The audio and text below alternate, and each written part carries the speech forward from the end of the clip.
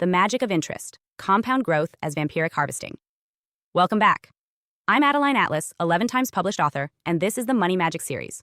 When we talk about interest, most people think of it as just another feature of finance. You borrow a sum of money and you pay back a little more. Simple, reasonable, practical. But hidden beneath that simplicity is one of the most powerful forces in human civilization. Interest is not just an economic concept. It is a metaphysical one. It is a ritual that binds time itself to money. It is Saturn's scythe swinging silently in the background, harvesting future labor before you have even performed it. And when interest compounds, when time feeds upon itself and multiplies debt, the process begins to look less like arithmetic and more like vampirism. It is not simply borrowing and repaying. It is the feeding of a system that grows stronger with every tick of the clock, while the debtor grows weaker. Interest is finance as magic, and compound interest is the apex of that spell. To grasp this fully, we need to begin with definitions. The word interest comes from the Latin inter esse, meaning to be between. In the legal Latin of the Roman Empire, it referred to the compensation owed for the use of another's property. Over time, the word became tied specifically to money lent. At its core, interest is the price of time. When you borrow, you are not only taking someone's money, you are taking their time. You are borrowing today what they could have used tomorrow. Interest is the payment for that time, a rent on the future. Unlike a wage, which pays for labor, interest pays for waiting. This is why it belongs to Saturn, the god of time and consequence. The ancients understood both the power and the danger of this. In Mesopotamia, loans of grain or silver often carried interest, but the rates were capped to prevent social collapse. Kings periodically proclaimed debt cancellations, jubilees, to free peasants from endless bondage. The Bible prohibits usury, the charging of interest among Israelites, because it enslaved the poor. Aristotle condemned interest as unnatural, because money, unlike animals or crops, does not reproduce. To make money breed money was to defy nature. And yet, even as philosophers warned against it, rulers and merchants relied on it. Trade could not expand without credit, and credit could not exist without interest. The paradox of interest is that it is both condemned as parasitic and celebrated as essential. The medieval church inherited these debates. For centuries, usury was forbidden to Christians. To charge for time was seen as theft from God because time belonged only to him. Yet the ban was constantly circumvented. Merchants disguised interest as penalties, late fees, or profit sharing. Jewish moneylenders, not bound by Christian bans, often became the backbone of European credit, fueling resentment and persecution. Eventually, Protestant reformers relaxed the restrictions, and by the early modern period, interest had become normalized. The birth of capitalism coincided with the liberation of interest.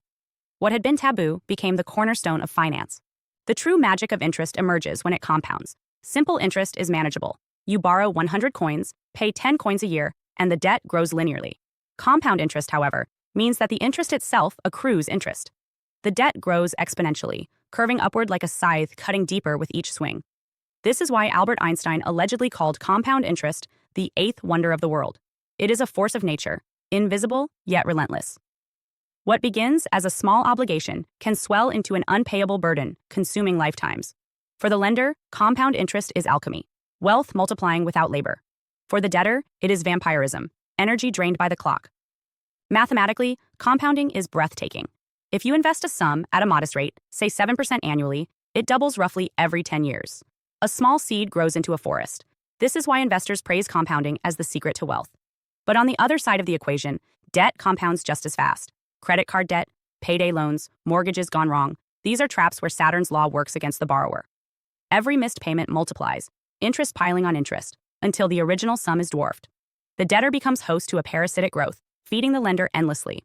The longer it continues, the harder it is to escape. History is littered with examples of compounding's double edge. In the Roman Republic, indebted farmers lost their lands as interest compounded beyond their ability to pay. Social unrest forced reforms again and again. In 18th and 19th century England, debtors' prisons filled with those trapped in compounding obligations. Today, student loans in America grow larger, even as graduates make payments, because the interest outpaces repayment.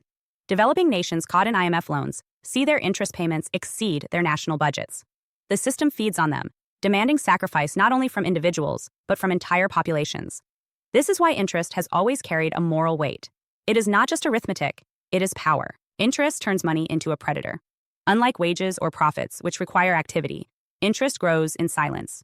It accrues while you sleep, while you work, while you live. It is passive for the lender, but active for the debtor, who must produce labor to satisfy it. In this way, interest reverses the natural order. Normally, production creates wealth. With interest, wealth creates wealth, feeding on time itself. This inversion is why it has been described as vampiric. The lender does not need to act, the borrower bleeds regardless. Compound interest is the vampire's bite that never heals, a wound that deepens with every heartbeat of the clock. Symbolically, interest is deeply tied to Saturn's imagery. Saturn is the reaper, harvesting crops when they are ripe. Interest is that harvest, the continual cutting of fruits before they have even ripened. Saturn is also the god of limitation. Interest limits what a debtor can do, channeling their labor toward repayment. The black cube of Saturn, immovable and heavy, mirrors the inescapability of compound debt. No matter how much the debtor struggles, the cube does not move. Only discipline, austerity, and time itself can resolve the bond. Yet interest is not only negative. For those who harness it, compounding can be miraculous. Investors who reinvest dividends, savers who allow accounts to grow, nations that manage debt wisely, these all show the creative side of Saturn. Saturn rewards discipline. If you respect time, save consistently, and allow wealth to mature, compounding works for you. The same scythe that cuts can also harvest abundance. This duality is Saturn's essence: punishment and reward, bondage and prosperity, depending on how one aligns with time. But make no mistake, the system is designed so that Saturn usually serves the lender, not the borrower. Modern banking thrives on compound interest because it ensures perpetual flow upward. Mortgages, credit cards, national debts, all channel money from the many to the few. The lender sits in stillness while the debtor labors endlessly. This asymmetry is what makes interest magical in the occult sense. It transfers life force invisibly, through contracts and calendars, without physical coercion. The debtor consents by signing, and Saturn enforces. To call interest vampiric is not exaggeration, but recognition. Like the vampire, it is immortal, feeding across generations. Parents die, and children inherit debts. Nations collapse, but their obligations remain. Unlike crops, which end in harvest, interest has no natural limit. It continues until it consumes. This is why revolutions have so often included debt cancellations, jubilees, or resets. Humans instinctively recognize that unchecked compounding is unsustainable. Without ritual release, Saturn devours. Consider the 2008 financial crisis. Banks packaged debts, sold them, and profited from interest upon interest. When borrowers defaulted, the system wavered, but governments stepped in to preserve it. Bailouts ensured that lenders survived, while borrowers lost homes and savings. Saturn's scythe fell unevenly. The system proved once again that interest is not neutral. It is structured to harvest from the bottom up. The crisis was not just economic, but ritual, a mass sacrifice to preserve Saturn's order. Even language about interest reveals its occult character. We say interest accrues, as if it gathers like dew on grass. We say time is money, collapsing human life into financial obligation. We speak of being in the red or underwater, metaphors of blood and drowning. These phrases are not random. They reflect the psychic weight of interest. People feel chained, drained, consumed. Interest shapes not only wallets, but minds, teaching discipline through fear, obedience through obligation. In the end, the magic of interest is the magic of time itself. It transforms waiting into profit, delay into power, the future into property. It is the mechanism by which money becomes alive, feeding without action, growing without labor. That is why ancient thinkers distrusted it, why religions banned it, why revolts demanded its erasure. And that is why modern finance defends it, because it is the engine of accumulation. Interest is Saturn's spell, binding human life to the clock, ensuring that no moment passes without payment. So the next time you hear someone say, compound interest is your friend, remember, it can be, but only if you are on Saturn's side. For most, it is the scythe that cuts deeper every day, the vampire that feeds unseen, the cube that presses down. Interest is not just math. It is ritual, binding, and harvest. It is the magic that turns time into wealth for some and chains for others. And it is the truest face of Saturn in our financial lives, silent, inevitable, and eternal. Welcome back. I'm Adeline Atlas, 11 times published author, and this is the Manifestation series, where we don't just talk about manifesting, we master it. Because let's be honest, manifestation has been watered down, reduced to vague quotes, mood boards, and empty promises. But you didn't come here to wish. You came here to build a reality that hits different. A reality that responds to your frequency, your language, your alignment, and your decision to stop playing small. This series is not fluff. It's physics, frequency, and fierce creative power. Inside the Manifestation series, you're going to learn how to collapse timelines, shift identities, and speak worlds into existence, just like the greatest minds in history. This isn't just about being positive. This is about being powerful. Here's what you unlock inside. Vision to Reality, the Vision Board course. You've heard about vision boards, but you've never done them like this. This is a full energetic ritual, a precision-coded map for your subconscious, designed to bridge image, frequency, and strategy. It's not arts and crafts. It's blueprinting your future in visual form and turning it into matter. Time, quantum timelines, and why time isn't real. Manifestation doesn't take time. It takes alignment.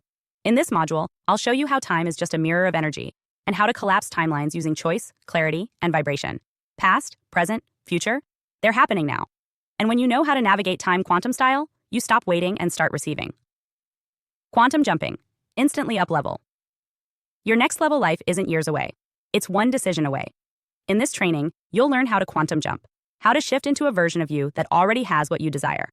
This isn't fantasy. It's how high-performance creators, athletes, and spiritual masters leap beyond limits. Jump now. Land in power. Every word. The power of affirmations and spoken language. Words build worlds. In this course, I show you how to use affirmations like spell work, not just repeating empty mantras, but speaking with vibration, intention, and spiritual force. If you've ever felt like affirmations don't work, this will change everything. You'll learn to command your field, not just request from it. The greats, learning from the most exceptional minds in history. We're not the first to master this. In this legendary module, we decode the techniques, habits, and quantum genius of the world's most powerful manifestors, from ancient sages to modern icons. You'll learn how to think like the greats, move like the greats, and manifest like the greats. This isn't another feel-good series. This is a spiritual weapon, disguised as a manifestation course. It's made for leaders, cycle breakers, visionaries, and soul builders. You don't need another wish list. You need a system that teaches you how to bend reality. This is that system. So if you're ready to stop playing with potential and start creating results, welcome to your next level. The manifestation series is open now. You know what to do. Let's build what they said was impossible and make it inevitable.